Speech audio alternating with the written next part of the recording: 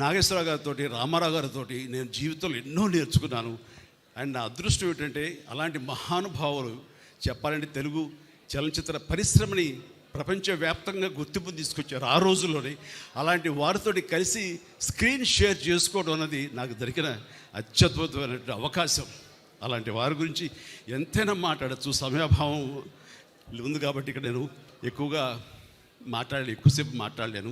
And ఆ రకంగా ఆ మహానుభావులు ఇద్దరిని ఈ యొక్క సెంటినరీ ఇయర్ శతాబ్ద సంబంధించిన ఉత్సవాల్లో వారిద్దరిని మననం చేసుకోవటం, వారికి మన స్మృత్యంజలి ఘటించడం, ఆ అవకాశాన్ని యాలగడ్డ మన లక్ష్మీప్రసాద్ గారు నాకు అందివ్వడం అనేది నా పూర్వజన్మ సుకృతిగా భావిస్తాను.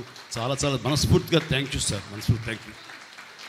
ఇక ఈరోజు నా సన్మాన గ్రహీతలు ముఖ్యంగా నా చిరకాల మిత్రులు, నాకంటే వయసులో పెద్దే కదా కాబట్టి గౌరవం ఇవ్వక తప్పదు.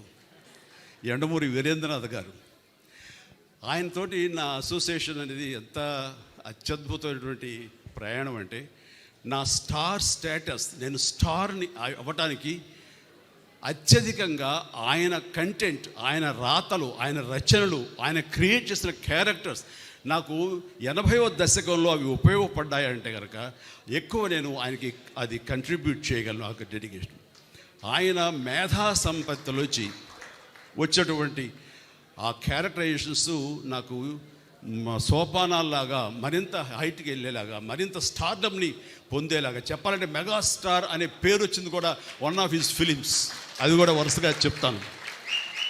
ఒకరోజు అమ్మగారు నెల్లూరులో ఉంటుండేవారు, నాన్నగారును, నేనేమో చెన్నైలో మెడ్రాస్లో ఉండి అటు ఇటు వెళ్తుండేవాడిని. అది 1981 ఆ సమయంలో అరే నాన్నారే, నేను అభిలాష అనే నవల చదివానురా, అందులో హీరో పేరు కూడా చిరంజీవి.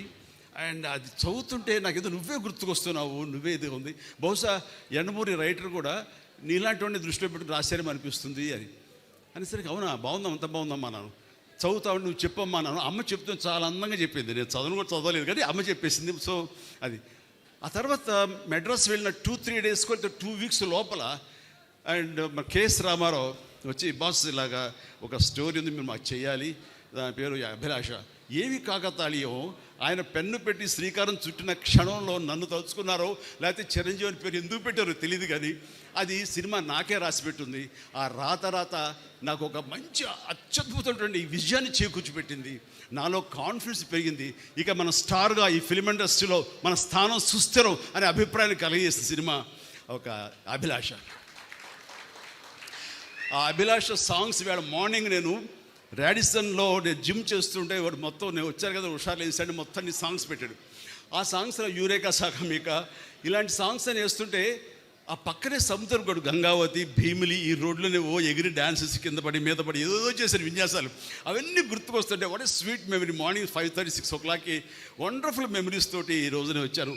అదంతా కూడాను కెఎస్ రామారావు గారు, యండమూరి వీరేంద్రనాథ్ గారు, మన కోదండరామరెడ్డి గారు, వీళ్ళందరి యొక్క, ఇళయరాజా గారు ముఖ్యంగా, వీళ్ళందరి యొక్క కాంబినేషన్లో నాకు అందించేటువంటి గొప్ప ఇది. ఆ తర్వాత వచ్చే సినిమా ఛాలెంజ్, డబ్బు టు ది పవర్ ఆఫ్ డబ్బు. ఆ సినిమా దాని ప్రభావం ఎంతమంది యూత్ని మోటివేట్ చేసిందంటే, అండ్ మనకేమీ లేదు కదా, మనకేం చేయలేము, మనకు దిక్కుమొక్కు లేదు, మనం ఒంటికాయ సొంటుకొమ్ము లాంటి వాళ్ళం, ఎలాగ రాణించాలి ఇక్కడ, ఎలా డబ్బు సంపాదించాలి, లేదా ఎలాగా ఏదైనా అచీవ్ చేయాలి అనే వాళ్ళకి అది ఆన్సర్, మంచి ఆన్సర్ అది. అండ్ అది ఆ సినిమాలో నేను ఆ క్యారెక్టర్ చేసిన విధానం ఈ రోజుకి నన్ను మీటింగ్ చాలామంది చెప్తుంటారు, సార్ ఈ రోజున మేము పెద్దవాళ్ళు అయ్యామంటే మాకు ఏమీ లేని క్షణంలో, ఏం లేని టైంలో మాకు ఛాలెంజ్ అనే సినిమా మాకు ఎంతో స్ఫూర్తి ఇచ్చింది అంటుంటే వావ్ అంటుంది. అది ఆయన బ్రెయిన్ చైల్డ్ కానీ బయట మా ద్వారా బయటకు వచ్చింది కాబట్టి ఎంతో కొంత క్రెడిట్ మేము తీసుకుంటాం. అంతే ఆనందం ఆయన ఎంత పొందారో అంతే ఆనందం మేము పొందుతున్నాం. ఆ రకంగా వచ్చిన తర్వాత వచ్చే సినిమాలు మరణమృతం కానివ్వండి, రక్తసింధూరం కానివ్వండి, అన్ని సినిమాలు ఇట్లా ఎన్నో సినిమాలు మనం లిస్ట్ చూసాం.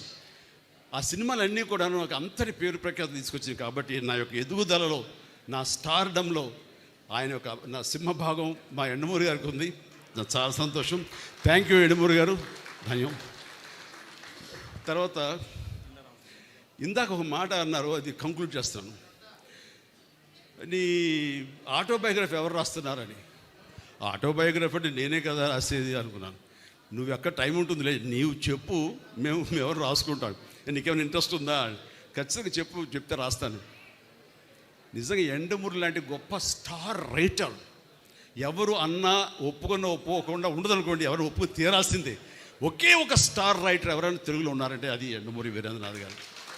అలాంటి గొప్ప కలం బలం మేధస్సు ఉన్నటువంటి యండమూరి వీరేంద్రనాథ్ ఈ రోజున నా ఆటోబయోగ్రఫీ రాస్తాను అన్న మాట అనడమే నాకు ఎంతో ఉత్సాహాన్ని ఇచ్చింది. అందుకని ఇది ఎలాంటి అత్యద్భుతమైనటువంటి వేదిక. అండ్ మా వైఎల్పి గారి సమక్షంలో ఇది జరిగి తీరుతుంది. ఆల్రెడీ ప్రాసెస్లో ఉందన్నాను కానీ దానికి కన్సాలిడేట్గా కాంక్రీట్గా లేదు. అండ్ యండమూరి గారు అన్నారు, మీ మాట చొప్పున అనేస్తున్నాను, ఇట్స్ అ కమిట్మెంట్ పబ్లిక్లో. Done. Thank you very much. Right. ఇక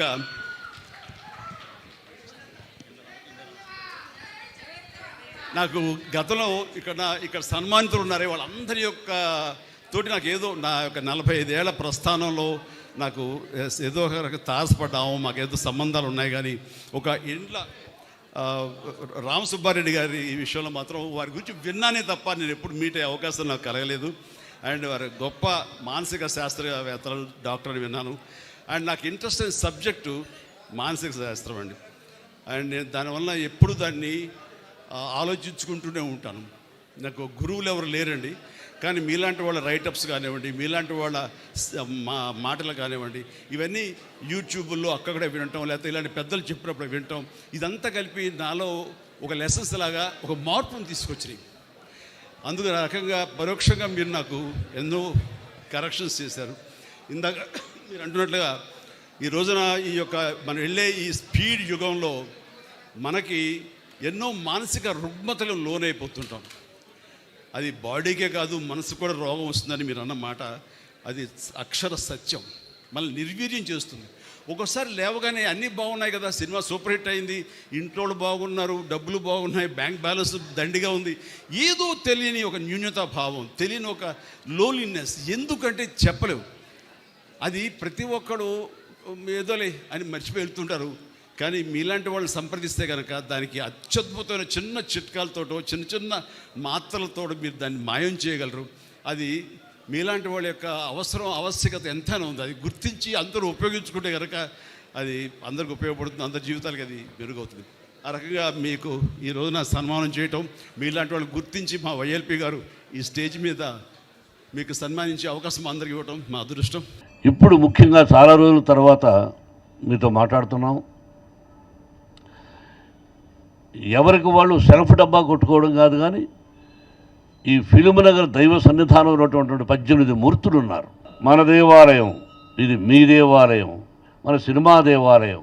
అంటే సినిమా దేవాలయంలోకి ఎవరు రాకూడదంటే అందరూ ఆహ్వానితుడే, గుడిలో నిషేధం ఉండదు, అందరూ ఆహ్వానితుడే. ఆ విధంగా ఈ టెంపుల్ ప్రారంభమైంది. ఈ రోజున అత్యద్భుతమైన రోజుగా భావిస్తున్నాను నేను. నా తంతుగా నేను మాట్లాడాల్సింది నా హృదయపూర్వకంగా, భారతదేశం అంటే ఇది, భరతమాత అంటే ఇది, రామ జన్మభూమి అంటే ఇది, రాముడు పుట్టిన దేశం, మనమంతా భారతీయులం అని ఇప్పటికి రెండోసారిది భారత ప్రధాని గారు ఆయన వచ్చినప్పటి నుంచి కూడా మనం ఏమిటో అని ప్రపంచానికి చాటి చెప్పిన మొట్టమొదటి వ్యక్తిని నా పర్సనల్ అభిప్రాయం. వారు ఇప్పుడు చేస్తున్నటువంటి కార్యక్రమాలు, అయోధ్య శ్రీరాముని ప్రతిష్టాపన 22వ తారీఖు. అందుకని ఏ ఊర్లో గ్రామంలో కానీ నేను చూశాను, తిరుపతి నుంచి మనం వస్తే ప్రతి ఒక్కరూ మా రాముడు, మా సీత, మా లక్ష్మణుడు, మా భరత శత్రుఘ్నుడు, అయోధ్య సీతాదేవి, ఆంజనేయ స్వామిని ప్రతి ఒక్కరిని ప్రార్థిస్తూ వాళ్ళ వంతుగా వాళ్ళకు చాలామంది తరలి వెళుతున్నారు అక్కడికి.